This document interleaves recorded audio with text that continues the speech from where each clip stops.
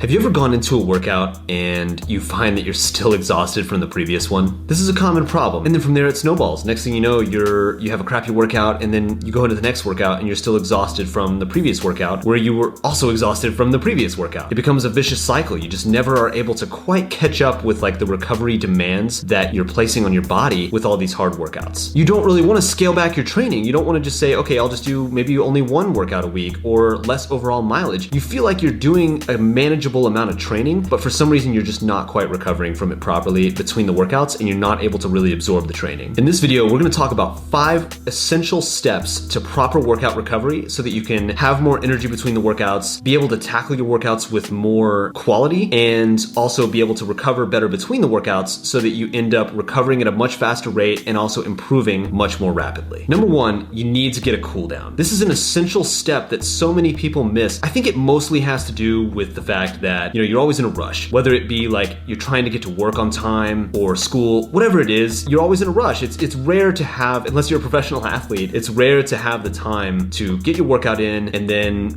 take 45 minutes of cool down, stretching, drills, weightlifting, med ball, etc. It's really tough when you have stuff going on in your life, but nonetheless, getting a good cool down is essential. I would recommend at minimum, get a 10-minute, very, very slow jog. If that's only a mile, or if it's even less than a mile, that's completely fine, but you need at least 10 minutes of really, really slow jogging in order to properly cool down those muscles and prime them for the recovery over the next 24 to 48 hours. Now, in an ideal world, you'd also get a little bit of stretching. You'd get more like a 15-minute plus cool down after the workout. That's ideal, but I understand that that's not always possible, so at minimum, get 10 minutes. Now, if that means sacrificing part of the workout, if you have like 1 or 2 intervals remaining and you look at your watch and you decide, well, I can either get these last couple intervals in or I can get a cool down, choose the cool down. Most people are always going to choose the former. They're going to be like, no, I got to get those last couple intervals in. That's not what we want to do. We want to get that cool down in. I'd rather you sacrifice some of the actual like hard portion of the workout and still be able to get your cool down in than the opposite, no doubt. Get that cool down in. Number 2, within 30 minutes of the workout, you want to get some sort of carbohydrate protein combo. It doesn't have to be anything specific. There's a lot of different ways to look at this. I know people know about like the 4 or 5 to 1 carb protein ratio. That's all important, but really the most important thing is that you're getting something in. I've known people that have recovered really well between workouts with just having like fruit or a smoothie. That stuff works really well. Some people will go more specific and do like mixes. When I was a collegiate and post-collegiate athlete, I would do like a mix of like maltodextrin, which is like a carb, basically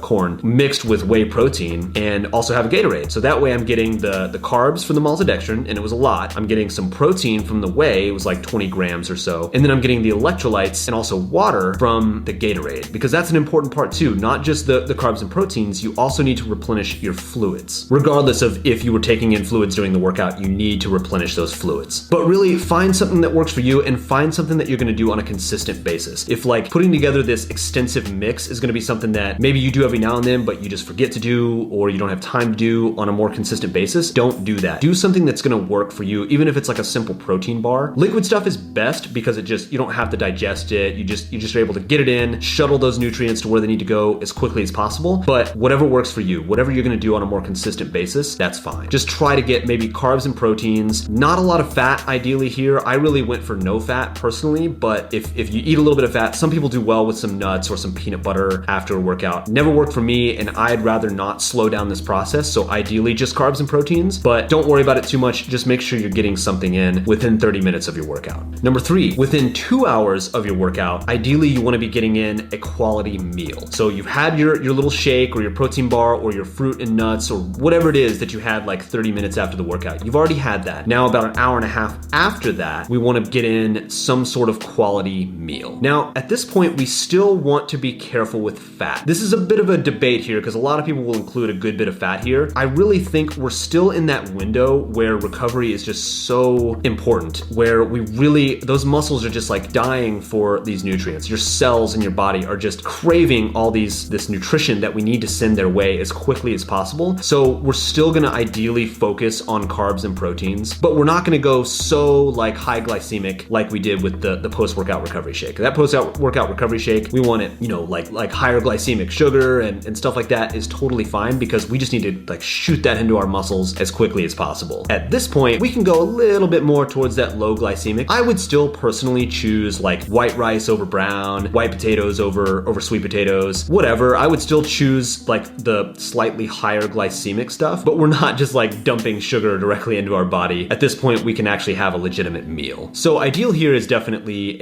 a good amount of carbs from a quality source. I mean, white rice is a good one. Brown rice is fine. Not like it's a problem to get some fiber. Like I said, we're just really going for that quick transition into your muscles and your body to get the recovery process going. And then also some sort of protein. Whatever your protein source is, doesn't have to be like mega amounts of protein. Like we don't want to just have like a giant steak and that's it. You know, we want to get a good bit of quality protein, but also really focusing on those carbs. And then, you know, go ahead and include like some veggies, get that vitamin C. That's also essential to recovery. So a well-balanced meal that is healthy, but also maybe a little bit more high glycemic than you would go normally, because that's going to help really boost that recovery process because you're still in that window within that 2 hours after the workout. Number 4, sleep. You have to get a good night's sleep after your workout. Whether you did the workout in the morning or the evening, whatever it is, you have to get a good night's sleep. If you go get like 4 hours of sleep the night after a hard workout, you're not going to recover. You're not going to recover at all. You might feel okay the next day, but I promise you at some point it adds up and it will come back to bite you. And keep in mind, that doesn't necessarily just mean that it's going to be like a worse workout next time. It could mean an injury. It could mean an illness. It could mean a lot of different things that your body is just not able to keep up with the recovery load, with the training load. You're not going to be able to recover from it. So get your sleep. 8+ hours is definitely ideal. I understand that's difficult for a lot of people with busy schedules, but get as much in as you can. It's going to make a huge difference. Number 5, this is a big one. Take the next day extremely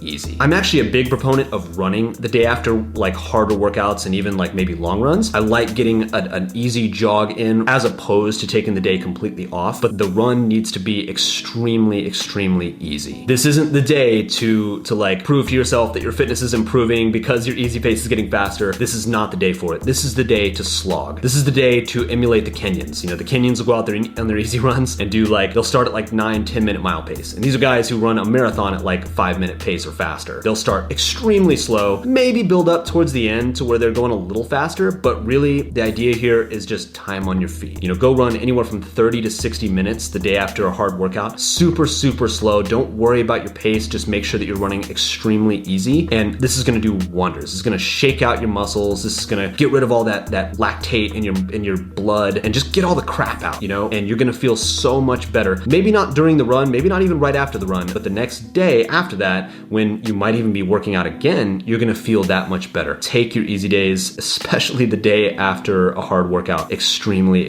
easy. Now for the bonus, number 6, don't overdo your workout. This is probably the most important piece of advice. I included it as a bonus because it's not necessarily conventional wisdom. Anytime you read an article that's like, do this to make sure you're recovering from your workouts, this isn't necessarily one that's included, but it's extremely important. Make sure that you're not overdoing your workouts. If someone came to me and they said, I'm doing these workouts, I'm doing everything you said, I'm getting a quality cool down, doing all the nutrition within 30 minutes to 2 hours after the workout, taking my easy days easy, I'm getting good sleep, and I'm still just not able to keep up with the load. I'm not recovering between the workouts. I guess my first question would be, are you just doing too many workouts? I mean, someone's doing a hard track workout every other day, that's gonna come back to bite you. But my next question would be, are you overdoing your workouts? Are you finishing your workouts like keeled over, like damn near throwing up? Are you just completely shit exhausted at the end of these workouts? Bingo. That's what's going on. That's why you're not recovering properly between your workouts, because you're overdoing it. At the end of every single workout, at least like 90% of your workouts, you should be able to do like